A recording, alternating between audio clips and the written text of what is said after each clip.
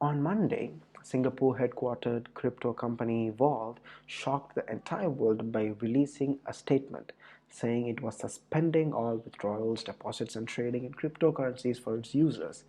And it was a shock because just a couple of weeks earlier, it had published a note titled Vault's 6-month plan to ship great products. Now, before we get into what went wrong at Vault, let's rewind to October 2021. Vault had just grabbed everyone's attention with its first slick advertisement.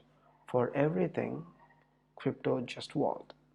Vault's proposition was that it could do the grunt work of automating your crypto investments. So you could really laze around and do nothing while your money compounded. At the end of the ad, it also showed us another very interesting thing: fixed deposits, which is with a super high interest rate. Now, it's no secret that Indians love the idea of fixed deposits, but they weren't just offering a measly 5% interest at the kind banks offer. No, no, no. This was an eye popping 12.68 interest, and it looked very enticing. But Wall knew that ads alone wouldn't be able to convince the naysayers. It needed some help.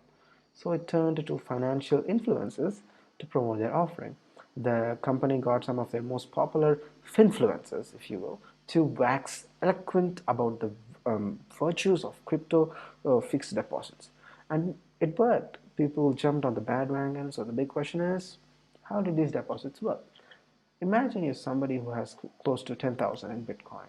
It's just lying there in your wallet and you want to put it to good use. And somebody comes along and makes you an offer. They tell you that you could potentially earn 10 to 12 interest on your deposit with consistency, almost like a fixed deposit, and you think that's great. But you have questions. How on earth can somebody offer 12% fixed with such a volatile asset? Well, here's one way they could potentially do this. They take your Bitcoin, promise to return it sometime in the future. In the meantime, they convert it into cash or Tether, which is a cryptocurrency that is supposedly as good as US dollars, and lend these proceeds to individuals desperately looking to borrow money, who in turn are expected to pay the principal and interest on top. Now, what they do with this money is up to them, really, but as you probably already understand, anybody looking to borrow money is expected to put up collateral. So the borrower may put up cryptocurrencies they own, but the total value will have to tally up to something substantial, say 150% of the loan amount, just for extra security. And if the value of this collateral ever dips below a certain threshold, then the institution facilitating the whole transaction can simply sell the borrower's holding and pay the lenders in full. So it's a neat little arrangement that benefits all parties involved. And while this is a very crude explanation of what's happening at the back end, it still does a reasonably good job of depicting the kind of risks inherent in these products. There's nothing fixed about the transaction. Borrowers can default en masse, and the value of the collateral can dip precipitously. People may seek to withdraw their deposits all at once. Many things could go wrong, and it kind of did. Look at Celsius, which is another company that paused withdrawals quite recently. As the Wall Street Journal reported, Celsius has given out crypto loans to the tune of $2.7 billion. $2.7 billion. But it seems they didn't back this loan with enough collateral. Apparently, the value of the collateral only tallied up about half the loan value. So when lenders began asking for their principal, they didn't have enough collateral to liquidate. And without collateral, they had to dip into their own reserves, which ran out rather quickly. Before you knew it, they had to suspend withdrawals and fixed deposit investors were left holding the bag. Is that what happened with Vault, though? We don't know for sure, but we hope that the company does offer more insights on what really went wrong. Now, what does this mean for the company and its investors?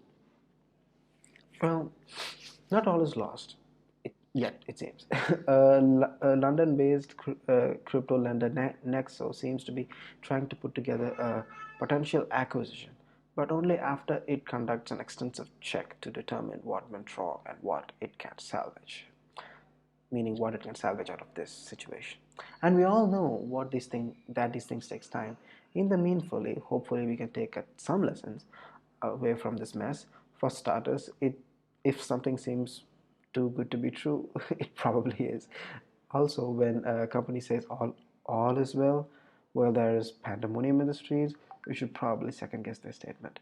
And finally, don't just believe that influencers on social media and just do whatever they tell you. They are paid to sell, and they will sell anything so long as they can make anything off the brand. You need to exercise better discretion, and that's what we all can learn from this hot mess.